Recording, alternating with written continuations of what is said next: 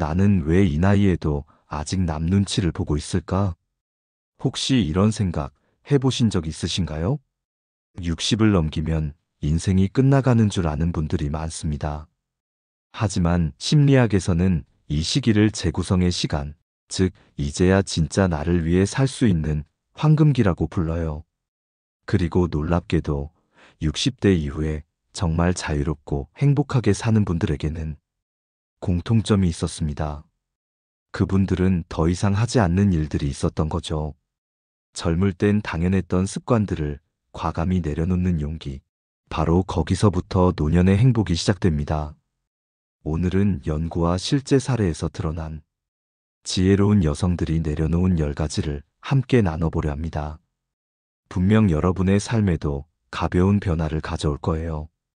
혹시 이 이야기가 마음에 와닿는다면 좋아요와 구독으로 함께 걸어가 주시면 큰 힘이 됩니다. 그럼 시작해 볼까요? 여러분, 행복한 노후를 준비하는 첫걸음은 생활 습관을 가볍게 바꾸는 데서 시작됩니다. 사실 우리가 젊을 때는 외모나 체면, 사회적 기준 같은 것들을 따라가느라 너무 많은 에너지를 썼습니다. 하지만 이제는 상황이 달라졌습니다. 남이 정해준 기준이 아니라 내 몸과 내 마음이 원하는 길을 따라가는 게 훨씬 더 현명한 선택이에요. 첫 번째로 많은 분들이 여전히 붙잡고 있는 것이 바로 젊어 보이려는 노력입니다. 물론 단정하고 건강해 보이는 건 중요하죠. 하지만 젊어 보이기 위해서라는 생각이 앞서면 오히려 자존감을 해치기도 합니다. 저도 예전에 중요한 모임을 앞두고 염색을 하고 피부과 시술도 받고 옷도 새로 맞추며 큰 돈을 들였던 적이 있어요. 그런데 막상 주변 사람들이 해준 칭찬은 제 머리 색깔이나 피부가 아니라 제 표정이었어요. 웃는 모습이 참 편하네요. 함께 있으니 마음이 따뜻해져요. 이런 말들이었죠. 결국 사람들에게 오래 기억되는 건 젊음을 억지로 유지하려는 외모가 아니라 진심이 담긴 표정과 태도라는 걸 깨달았습니다. 두 번째로 안 쓰는 물건을 과감히 정리하는 것이 중요합니다. 우리 집안을 둘러보면 언젠가는 쓰겠지 하고 쌓아둔 물건이 한두 개가 아니에요. 오랫동안 보관한 잡지, 쓰지 않는 식기, 몇 년째 옷장 속에 걸려있는 옷들. 그런데 이런 물건들이 실제로는 우리의 마음을 더 무겁게 만든다는 사실 알고 계셨나요? 환경심리학 연구에서도 어수선한 공간은 스트레스를 높이고 마음의 안정감을 해친다고 말합니다. 저도 용기를 내어 정리를 시작했을 때 단순히 공간이 넓어지는 게 아니라 마음속이 환해지는 느낌을 받았습니다. 물건 하나를 버릴 때마다 지난 집착이 함께 정리되는 것 같았어요. 여러분도 오늘 당장 한 가지 물건만 골라 이제는 고마웠다 하고 보내보세요. 세 번째는 약속 관리입니다. 나이가 들수록 오히려 약속은 더 많아지죠. 경로당 모임, 친목회, 동창회, 손주 돌보기까지. 하지만 문제는 하고 싶어서 하는 약속보다 해야 하니까 억지로 나가는 약속이 많아진다는 겁니다. 저 역시 몸이 아픈 날조차 빠지면 안 된다는 생각에 무리해서 모임에 나간 적이 많았습니다. 그러나 돌아오고 나면 늘 피곤하고 정작 대화도 제대로 즐기지 못했어요. 그때 깨달았죠. 앞으로는 약속을 잡기 전에 스스로에게 2가지 질문을 던져야겠다고요. 이 약속이 나를 기쁘게 할까? 내가 지금 이 약속을 감당할 에너지가 있을까? 둘 중 하나라도 아니오라면 정중하게 사양했습니다. 놀라운 건 대부분의 사람들이 이해해준다는 사실이었어요. 오히려 제 스케줄을 가볍게 하니까 나가게 되는 자리에서 더 마음을 다해 즐길 수 있었습니다. 네 번째로 꼭 말씀드리고 싶은 건 건강관리입니다. 많은 분들이 나이 들면 아픈 게 당연하지라고 하면서 작은 증상들을 대수롭지 않게 넘기곤 합니다. 하지만 의학 연구에 따르면 대부분의 노인성 질환은 조기에 발견했을 때 훨씬 쉽게 관리할 수 있습니다. 저도 어느 날 계단을 오르다 숨이 가빠서 검사를 받아보니 이미 혈압이 많이 올라 있었더라고요. 그 뒤로 저는 생활 습관을 완전히 바꿨습니다. 매일 아침 20분 산책, 발효 음식 위주로 반찬 준비, 정기 검진 빠지지 않기, 작은 이상이 있으면 바로 병원 가기. 이 네 가지만 지켰는데도 5년 전보다 훨씬 더 활력이 생겼습니다. 진짜 강한 사람은 아픔을 참고 버티는 사람이 아니라 미리 돌보는 사람이라는 걸 이제야 깨달았어요. 여러분, 오늘 제가 말씀드린 네 가지 생활 습관의 변화, 젊어 보이려는 강박 내려놓기, 집안 정리로 마음 비우기, 억지 약속 줄이기, 건강관리 미루지 않기. 이것만 실천해도 노년의 삶은 훨씬 가벼워지고 매일의 만족도가 달라집니다. 여러분, 노년기에 들어서면 인간관계도 새로운 전환점을 맞이하게 됩니다.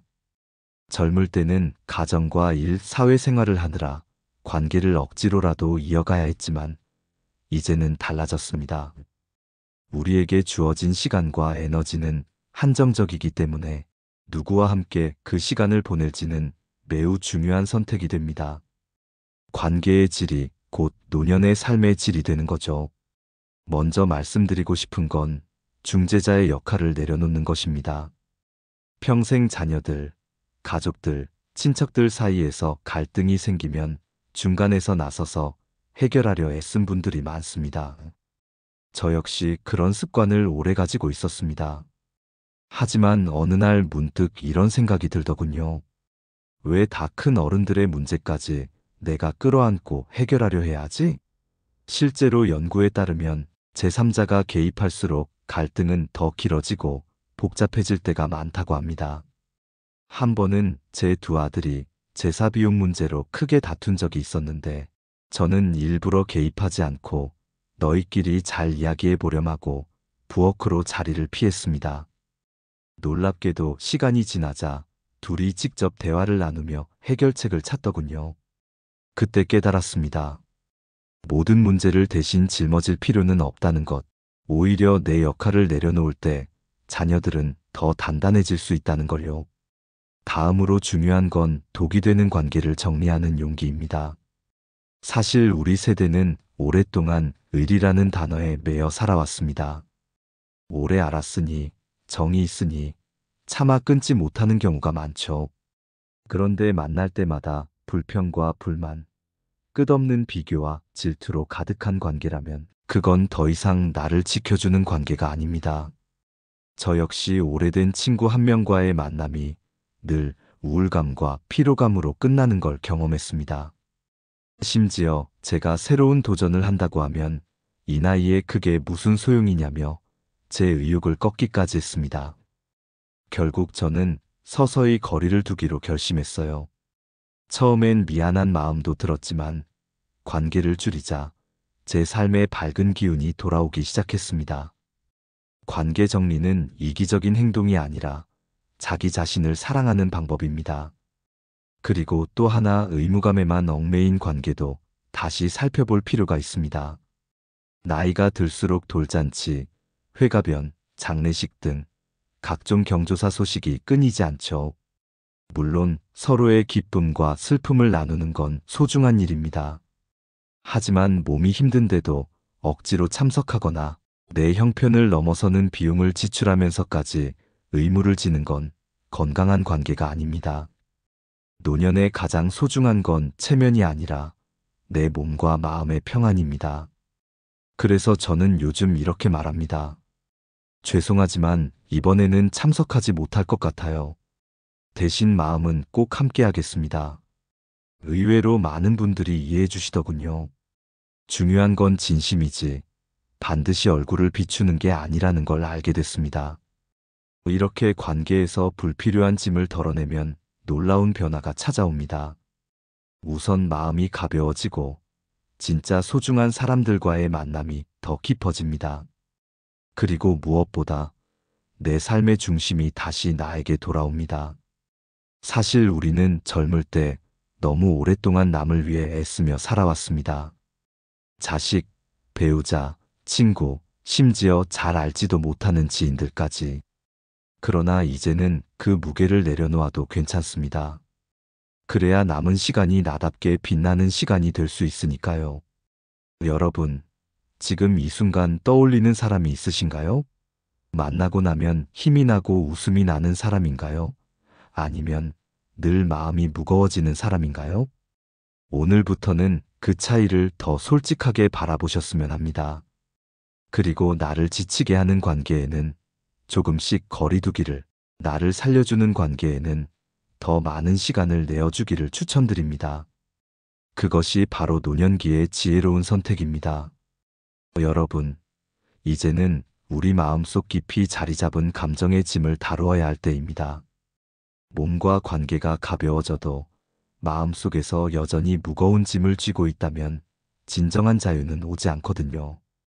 오늘은 세 가지 완벽주의, 남의 시선, 나이 드는 두려움을 함께 내려놓는 연습을 해보겠습니다.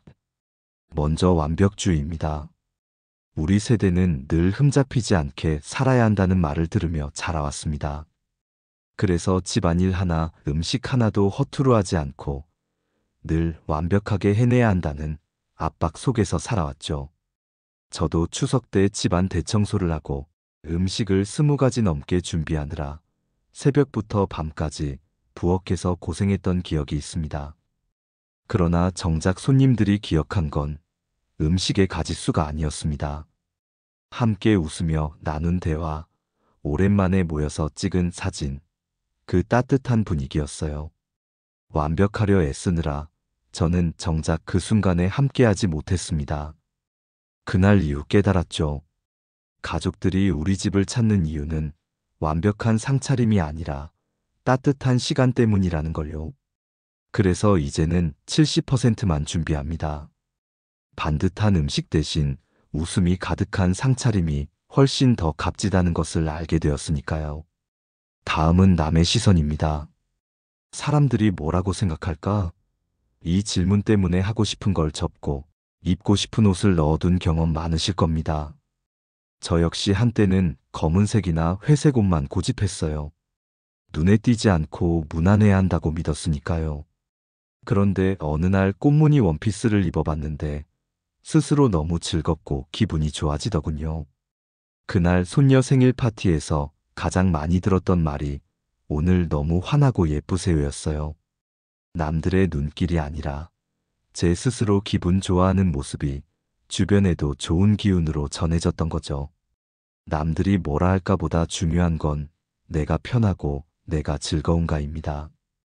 그 기준으로 선택하는 순간 다른 사람들도 오히려 우리를 더 편안하게 받아들입니다. 세 번째는 많은 분들이 가장 크게 느끼는 나이 드는 두려움입니다. 거울 속 흰머리, 손등의 주름, 예전보다 약해진 체력. 이런 변화들을 보며 마음이 무겁게 내려앉을 때가 있죠. 저도 그랬습니다. 생일이 다가오면 괜히 우울했고 주름 하나가 늘어날 때마다 한숨을 쉬곤 했습니다. 그런데 어느 날 거울 앞에서 제 얼굴을 찬찬히 바라보다 이런 생각이 들었어요. 이 주름은 내가 수없이 웃었던 흔적이구나. 손등의 굵은 선들은 가족을 위해 일해온 시간의 기록이구나.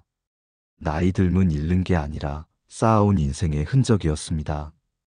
사실 세계보건기구 WHO에서도 노화를 쇠퇴가 아니라 경험과 지혜의 성장이라고 정의합니다. 우리 안에 켜켜이 쌓인 이야기가 바로 삶의 증거이자 자산이라는 거죠. 그리고 또 하나 중요한 점은 나이가 들수록 마음이 더 단단해진다는 사실입니다. 젊을 때는 작은 일에도 상처받고 흔들렸는데 지금은 웬만한 일로는 쉽게 무너지지 않습니다. 감사하는 마음도 더 깊어집니다. 매일 아침 눈을 떴을 때 오늘도 하루가 선물처럼 주어졌구나 하고 생각하는 것, 그것만으로도 삶이 훨씬 풍요로워집니다. 나이 들면 두려움이 아니라 축하할 일입니다. 여러분, 완벽주의를 내려놓고 남의 시선에서 벗어나고 나이 드는 두려움을 받아들이는 것. 이 세 가지를 실천하면 마음은 훨씬 자유로워집니다. 그리고 자유로워진 마음은 곧바로 우리의 표정과 태도에 드러납니다. 젊어 보이려고 애쓰지 않아도, 억지로 관계를 이어가지 않아도 내 안에서 우러나는 생기와 자신감이 가장 큰 매력이 됩니다. 여러분, 이제 마지막으로 나눌 이야기는 지혜와 철학에 관한 것입니다. 나이가 들면 흔히 이제 새로운 걸 배우긴 늦었지라는 말을 많이 듣습니다. 그러나 저는 확실히 말씀드리고 싶습니다. 지금이야말로 배우기에 가장 좋은 시기라는 걸요. 왜냐하면 젊었을 때는 늘 바빴습니다. 자녀를 키우고 생계를 책임지고 사회적 의무에 매달리느라 나를 위한 시간은 거의 없었습니다. 하지만 이제는 조금 다릅니다. 하루에 1시간, 한 달에 몇 번이라도 내 마음이 원하는 걸 할 수 있는 여유가 생겼습니다. 무엇보다 중요한 건 이제는 누구의 눈치도 보지 않아도 된다는 사실이에요. 저는 65세에 처음 서예 붓을 잡았습니다. 처음에는 민망했어요. 주변 사람들은 이미 오래 배워서 글씨를 잘 쓰고 있었거든요. 그런데 선생님께서 이런 말씀을 하시더군요. 서예는 남과 경쟁하는 게 아닙니다. 자신과 대화하는 시간이에요. 붓끝이 종이 위를 흘러가는 그 느낌을 즐기세요. 그 말을 듣고 마음이 편안해졌습니다. 그 후로는 잘 쓰려고 애쓰지 않고 그냥 그 순간을 즐겼습니다. 신기하게도 마음이 고요해지고 잡념이 사라지더군요. 뇌과학 연구에 따르면 이런 집중 활동이 뇌의 전두엽을 활성화시켜 인지 기능을 높여준다고 합니다. 실제로 몇 달 지나지 않아 제 글씨가 전시회에 걸렸을 때 얼마나 뿌듯했던지 몰라요. 그 후로 저는 새로운 것들을 계속 시도했습니다. 작은 텃밭을 가꾸며 계절의 변화를 느끼고 요가로 몸의 균형을 맞추고 스마트폰 사진 강좌에서 손주들 사진을 멋지게 찍는 법도 배웠습니다. 심지어 영어 회화에도 도전했어요. 외국인 관광객에게 길을 알려주면서 느낀 자부심은 말로 다 못할 정도였습니다. 이렇게 새로운 배움은 단순히 기술을 익히는 게 아니라 내 안에 잠들어 있던 가능성을 깨우는 일입니다. 또 하나 중요한 건 의미의 회복입니다. 젊을 때는 의무감으로 하루를 채웠습니다. 하지만 이제는 하고 싶은 걸 하며 하루를 채울 수 있습니다. 저는 아침에 눈을 뜨면 햇살을 1분간 바라보고 저녁에는 감사한 일을 3줄 적는 작은 습관을 들였습니다. 일주일에 한 번은 나 자신을 위한 약속을 만듭니다. 영화관에 혼자 가기도 하고 시장에 들러 좋아하는 제철 과일을 사오기도 하죠. 별것 아닌 것 같아도 이런 작은 의뢰가 제 하루를 단단히 붙잡아 줍니다. 여기서 철학적인 깨달음이 하나 있습니다. 나이가 든다는 건 해야 한다의 무게에서 벗어나 하고 싶다의 삶을 사는 시기라는 겁니다. 젊을 때는 사회가 요구하는 모습, 남들이 기대하는 역할을 따라야 했지만 이제는 내가 진짜 원하는 모습으로 살아갈 수 있습니다. 그건 단순한 자유가 아니라 인생이 주는 가장 큰 선물입니다. 여러분, 혹시 배우고 싶었지만 미뤄둔 게 있으신가요? 혹은 하고 싶었지만 남 눈치 보느라 접어둔 일이 있나요? 지금이 바로 시작할 때입니다. 잘하는 게 목적이 아닙니다. 즐기는 게 목적입니다. 하루를 즐기다 보면 삶 전체가 달라집니다. 마지막으로 꼭 드리고 싶은 말씀이 있습니다. 인생 이막에서 가장 중요한 건 나답게 사는 용기입니다. 젊을 때는 남에게 맞추는 게 미덕처럼 여겨졌지만 이제는 다릅니다. 나답게 살아야 남들과도 더 건강한 관계를 맺을 수 있고 내 마음도 더 단단해집니다. 철학자 에리 프롬은 삶의 궁극적인 목표는 존재하는 것이라고 했습니다. 더 많이 가지는 것이 아니라 더 진짜로 존재하는 것. 바로 지금의 우리에게 가장 필요한 말 아닐까요? 여러분, 이제 여러분의 삶의 주인공은 해야 한다는 사회의 목소리가 아니라 바로 여러분 자신입니다. 남은 시간을 의무가 아니라 즐거움으로 채우는 것. 그것이 지혜로운 노년의 철학입니다. 여러분, 오늘 우리는 지혜로운 60대 이후의 삶을 살고 계신 분들이 더 이상 하지 않는 것들에 대해 함께 나누었습니다. 생활 습관에서는 젊음 집착 대신 나답게 살아가기, 필요 없는 물건을 정리해 마음을 가볍게 하는 법을 배웠습니다. 관계에서는 억지 중재나 독이 되는 관계에서 용기 있는 거리두기를 선택했고, 감정에서는 완벽주의와 남의 시선, 나이 드는 두려움을 내려놓는 지혜를 살펴봤습니다.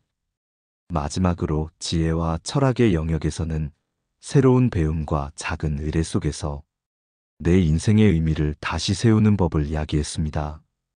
결국 공통점은 하나입니다. 해야 한다는 의무감에서 벗어나 하고 싶다는 삶으로 전환하는 것. 그게 바로 인생 이막을 빛나게 만드는 열쇠입니다. 여러분께 묻고 싶습니다. 오늘 들으신 이야기 중에서 가장 공감되었던 부분은 무엇인가요? 그리고 내일부터 단 하나라도 바꾸고 싶은 습관은 무엇인가요? 댓글에 솔직하게 남겨주시면 다른 분들에게도 큰 용기와 위로가 될 것입니다. 여러분의 작은 경험이 또 다른 누군가의 인생에 큰 등불이 될 수 있거든요. 오늘도 끝까지 시청해 주셔서 진심으로 감사드립니다. 이 영상이 도움이 되셨다면 좋아요와 구독으로 응원해 주시고 주변의 소중한 분들과 함께 공유해 주세요. 여러분과의 연결이 저에게 큰 힘이 됩니다. 오늘도 건강하시고 행복 가득한 하루 보내시길 바랍니다. 다음 영상에서 또 뵙겠습니다.